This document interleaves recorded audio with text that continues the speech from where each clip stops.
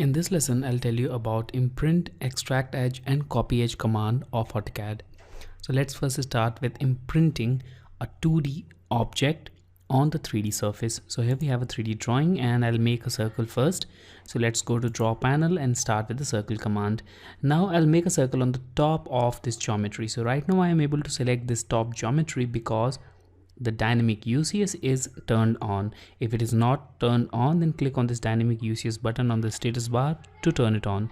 Now move on to this top face and click here and make a circle of random radius. Just make sure that the radius of circle falls within the extremities of the top face.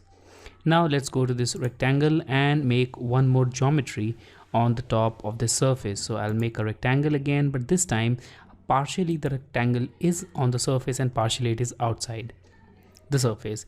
Now go to solid editing panel and expand this flyout and select imprint. Now select the 3D solid or the surface on which you want to imprint these two geometries. So let's select this geometry and now click on the 2D object. So let's select this rectangle and now click on yes from command line because we also want to delete the source object, which is the rectangle in this case. And now here we have the imprinted geometry.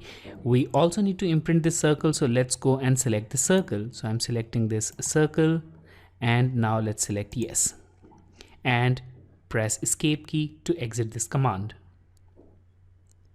Now when you move your cursor to this geometry, you'll see that we don't have any 2D geometries over here, but still the imprint of 2D geometries is visible.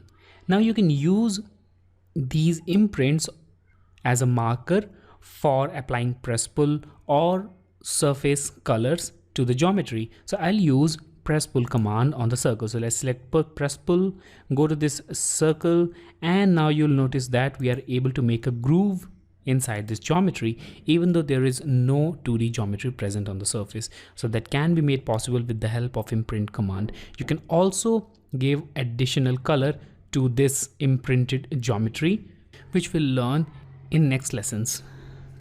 So now let's move on to the extract edges. So in this case, the geometry is completely made up of 3D solid and we don't have any 2D objects here. But if you want to extract 2D edges for this complete geometry, then go to this flyout and select extract edges and select the geometry and press enter. Now you can clearly see the outline, and now all the outlines are made with the help of line, arc and polyline. So in order to see those 2D geometries clearly, move this geometry. So select this 3D geometry, select the move command, click at a point and move it to somewhere else.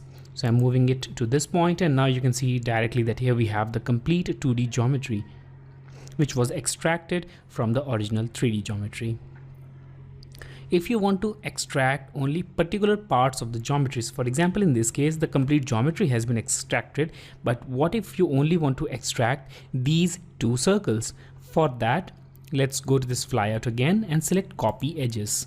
And now select the edges which you want to extract. So here in this case, the circle and this circle. Let's also select part of this geometry. So this fillet as well, and this line, again this fillet, and this line, and also this corner, and press enter.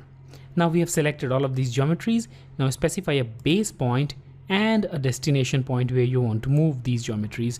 And here we have the complete 2D geometries.